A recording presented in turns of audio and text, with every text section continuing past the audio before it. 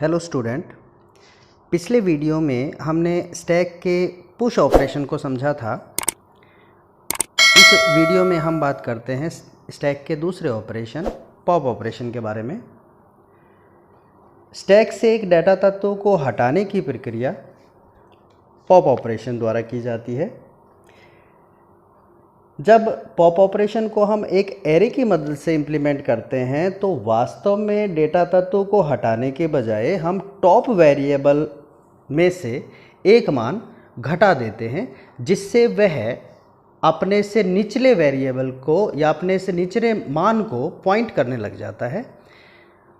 तो ऑटोमेटिकली ऊपर वाला मान जो है वो स्टैक से हट जाता है, मतलब वो हमें नज़र नहीं आता। लेकिन यदि हम लिंक लिस्ट को इम्प्लीमेंट करते हैं तो वास्तव में हमें डाटा तत्व को हटाना भी पड़ता है, मेमोरी को डीएलोकेट भी करना पड़ता है। अब हम इसकी क्रियाविधि को समझते हैं। ये हमारे पास स्टैक है जिस पर हमें पॉप ऑपरेशन को करना है। सबसे पहला काम, जब भी हम पॉप ऑपरेशन करते हैं तो हमें एक जांच करनी होती है कि ये जो स्टैक है ये खाली तो नहीं है, एम्प्टी तो नहीं है। इसलिए सबसे पहला हम काम करेंगे, स्टैक की जांच करेंगे कि क्या वह एम्प्टी है, खाली है। यदि वह एम्प्टी है, खाली है, तो एक त्रुटि संदेश आएगा, एरर मैसेज आएगा और एग्जिट हो जाएगा यहीं पर प्रोग्राम हमारा। क्योंकि खाली अगर है तो हम उसमें से कोई तत्व हटा नहीं सकते हैं, कोई तत्व ही नहीं है तो हम हटाएंगे कैसे उसमें से। लेकिन यदि उसमें मान है तो सबसे पहला काम हमें ये करना है कि जो स्टैक का टॉप, जैसे यहाँ पर देखें हम डी जो है वो स्टैक का टॉप है। स्टैक के टॉप में से हम एक मान घटा देंगे, यानी कि उसका इंडेक्स मान जो है उसमें से एक घटा देंगे। तो टॉप बराबर टॉप -1 हो गया। -1 होने से क्या होगा, अब ये टॉप जो है वो डी के स्थान पर, पहले ये डी को इंडिकेट करता था, पॉइंट करता था, अब ये सी को पॉइंट करने लग गया, एक मान कम हो गया। डी जो है वो तत्व स्टैक से हटेगा क्योंकि वो सबसे अंत में आया था। जो सबसे अंत में आता है वो सबसे पहले निकलेगा। तो डी जो तत्व है उस पर हम पॉप ऑपरेशन लगा रहे हैं, उसे हटा ही रहे हैं, उसी को ही हटा रहे हैं हम।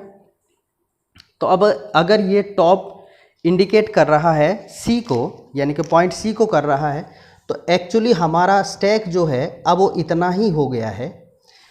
इसका अर्थ क्या निकला, अब स्टैक में से डी तत्व जो है, डी एलिमेंट जो है वो हट गया।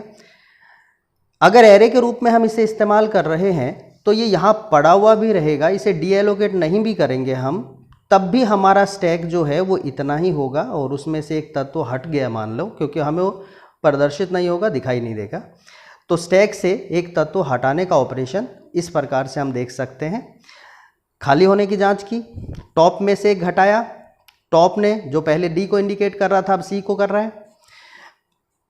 जैसे ही डी जो था वो हमारे इस स्टैक से, इंडेक्स से बाहर हुआ, डी तत्व हट गया, स्टैक एक तत्व हट गया, इसका मतलब पॉप ऑपरेशन हमारा पूरा हो गया। हम बात करते हैं पॉप ऑपरेशन की एल्गोरिदम की। देखो, एल्गोरिदम के अंदर हम एक फंक्शन बना रहे हैं, पॉप नाम का एक प्रोसीजर बना रहे हैं। एक हमें स्टैक चाहिएगा जिस पर हम इसको इम्प्लीमेंट करेंगे। सबसे पहले हम इफ स्टैक इज़ एम्प्टी की जांच करेंगे कि स्टैक जो है वो खाली तो नहीं है। अगर वो खाली है तो रिटर्न नल, यहीं पर जो है हमारा प्रोसीजर समाप्त हो जाएगा और एंड इफ हो जाएगा। लेकिन अगर वो खाली नहीं है तो स्टैक का जो टॉप है उसे हम एक डाटा वेरिएबल में डाल रहे हैं और स्टैक के जो टॉप है, जो पुराना टॉप है, उसमें से एक घटा के एक नया टॉप बना रहे हैं। तो ऑटोमेटिकली जो होगा हमारा स्टैक का साइज़ जो है छोटा हो जाएगा। सबसे ऊपर वाला जो एलिमेंट होगा वो पॉइंट करना बंद हो जाएगा और उसके नीचे वाले को हम पॉइंट कर रहे हैं यहाँ पर। रिटर्न डाटा जो हमने स्टैक के टॉप से डाला है उसे रिटर्न करवा लेंगे और प्रोसीजर हमारा यहाँ समाप्त हो जाएगा। तो बहुत ईजी सा कॉन्सेप्ट है पॉप ऑपरेशन का और ये एल्गोरिदम बहुत आसान है। ये बहुत बार पूछी भी जाती है एग्ज़ाम में,